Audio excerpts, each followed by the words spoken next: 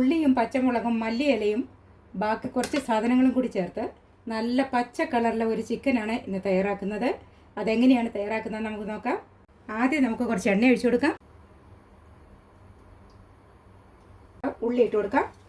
ഇത് 3 medium size ഉള്ളി ചെറുതായിട്ട് കട്ട് ചെയ്തതാണ്.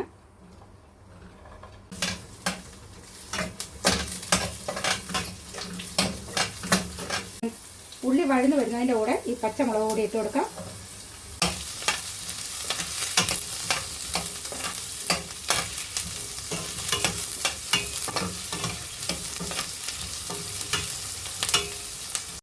ഇതിലേക്ക് കുറച്ച് ഇഞ്ചി വെളുത്തുള്ളി കട്ട് ചെയ്ത് ഇട്ട് കൊടുക്കാം.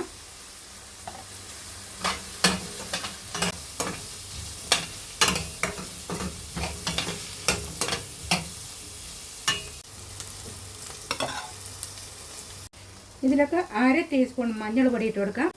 2 ടീസ്പൂൺ നിറയെ മല്ലിപ്പൊടി ഇട്ട് നന്നായിട്ടൊന്ന് വഴറ്റി കൊടുക്കാം.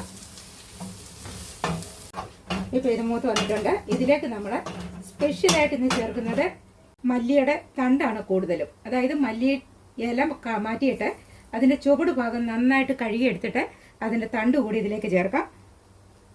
അതിനോടൊപ്പം തന്നെ കുറച്ച് മല്ലി ഇല കൂടി ചേർക്കാം. ഇപ്പം ഈ മല്ലിത്തണ്ടും മല്ലി ഇലയും ഇതിൽ കിടന്നൊന്ന് വാടി വന്നിട്ടുണ്ട്.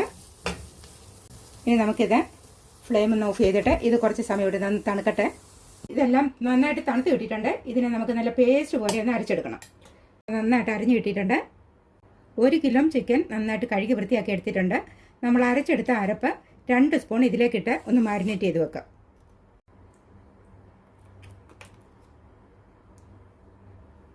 ചിക്കനിലേക്ക് ആവശ്യത്തിനുള്ള ഉപ്പ് കൂടി ഇടാം. എന്നിട്ട് ഇതിനെ നന്നായിട്ട് ഇതിലെല്ലാം ഒന്ന് പുരളത്തക്ക രീതിയിൽ നമുക്ക് പുരട്ടി വയ്ക്കാം. ഈ അരപ്പൊക്കെ ഇതിൽ നന്നായിട്ട് പുരണ്ടിട്ടുണ്ട്. 10 മിനിറ്റ് ഇത് ഇവിടെ ഇരിക്കട്ടെ. ഈ പാനിലേക്ക് കുറച്ച് എണ്ണ ഒഴിക്കാം. ഇതിലേക്ക് 2 ചെറിയ കറുവാപ്പട്ട ഇട്ട് കൊടുക്കാം. കുറച്ച് പെരിഞ്ജീരകം കൂടി ഇട്ട് കൊടുക്കാം. പെരിഞ്ജീരകം അറിയാലോ, വലിയ ജീരകം. ഇതിലേക്ക് 2 വലിയ ഉള്ളി ചെറുതായിട്ട് ചോപ്പ് ചെയ്തിട്ട് കൊടുക്കാം.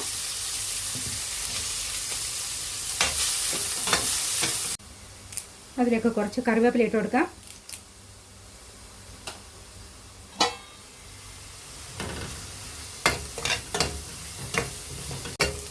ഇപ്പോൾ ഉള്ളി ആവശ്യത്തിന് വഴന്ന് വന്നിട്ടുണ്ട്. ഇതിലേക്ക് നമുക്ക് അരച്ച് വെച്ച പേസ്റ്റ് ഇട്ട് കൊടുക്കാം.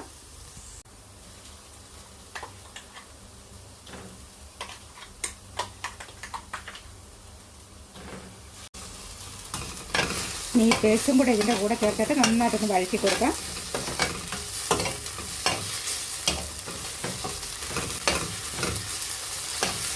ചെറുതായിട്ട് ഇതിൻ്റെ പച്ചമണമൊന്ന് മാറി വരട്ടെ. അതുവരെ നമ്മളൊന്ന് വഴറ്റി കൊടുക്കണം. ഇപ്പോൾ ഇതിൻ്റെ പച്ചമണമൊക്കെ മാറിയിട്ടുണ്ട്. നമുക്കിതിലേക്ക് ഒരു ചെറിയ തക്കാളി കട്ട് ചെയ്തിട്ട് കൊടുക്കാം. ഈ തക്കാളി കൂടി ഇതിനകത്ത് കിടന്നിട്ട് നന്നായിട്ടൊന്ന് വഴന്ന് വരട്ടെ. ഇനി ഇതിലേക്ക് നമ്മൾ തയ്യാറാക്കി വെച്ചിരുന്ന ചിക്കൻ ഇട്ട് കൊടുക്കാം. ഇത് നമ്മൾ മാരിനേറ്റ് ചെയ്ത് വെച്ചിരുന്ന ചിക്കനാണ്. ഈ മസാലയൊക്കെ ഇതിൽ ഒരുവിധം പിടിച്ചിട്ടുണ്ട്. ഈ ചിക്കൻ്റെ ഒന്ന് കളറൊക്കെ ഒന്ന് മാറി വരുന്നത് വരെ നമ്മൾ ഇളക്കി കൊടുക്കണം.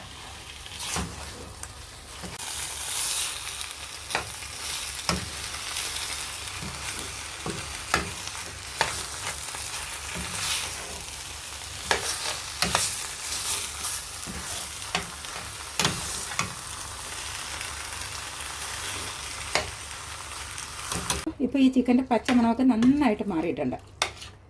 ഇനി ഇതിലേക്ക് നമുക്ക് കുറച്ച് ചൂടുവെള്ളം ഒഴിച്ചു കൊടുക്കാം. തിളച്ച വെള്ളം ഒഴിച്ചു കൊടുത്താൽ നമുക്ക് ഈ ചിക്കൻ്റെ നല്ല ഒരു ഫ്ലേവർ ആയിരിക്കും കിട്ടുക. പച്ചവെള്ളം ഒഴിച്ചാൽ ഈ ചിക്കനൊക്കെ വീണ്ടും കുറച്ചുകൂടി ഒന്ന് കട്ടിയായി പോകും. തിളച്ച വെള്ളം ഒഴിച്ചാൽ ആ ചൂടിൽ തന്നെ പെട്ടെന്ന് ഇത് വെന്ത് അതിൻ്റെ ഉള്ളിലേക്ക് അതിൻ്റെ ഫ്ലേവറൊക്കെ കയറി നല്ല ടേസ്റ്റായിട്ട് നമുക്ക് ഇത് വേവിച്ചെടുക്കാൻ പറ്റും. ഇനി 15 മിനിറ്റ് അടച്ചു വെച്ച് വേവിക്കാം.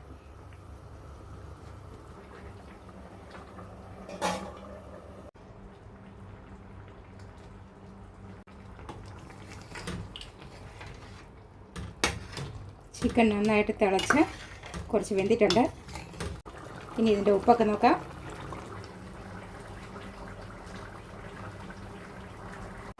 ഇതിലേക്ക് 1/2 സ്പൂണ് ഗരം മസാല ഇടാം. ഗരം മസാലയും ഇട്ട് നന്നായിട്ടൊന്ന് ഇളക്കാം. നല്ല ടേസ്റ്റിയായ ചിക്കൻ കറിയാണിത്. അല്പസമയം കൂടി ഒന്നിരിക്കട്ടെ.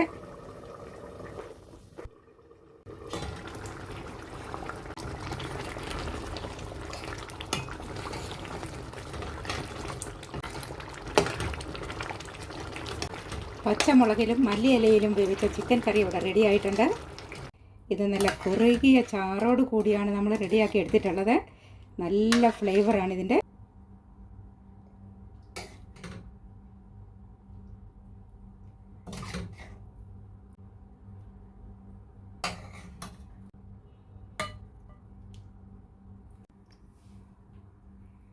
അല്പം മല്ലിയില കൂടി ഇട്ട് കൊടുക്കാം.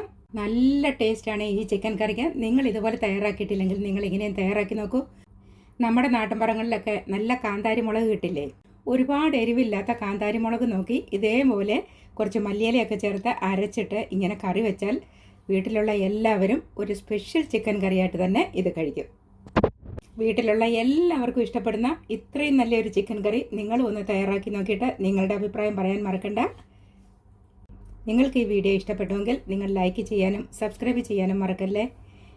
ഇനി അടുത്ത നല്ലൊരു വീഡിയോയുമായി വരാം. Thank you for watching.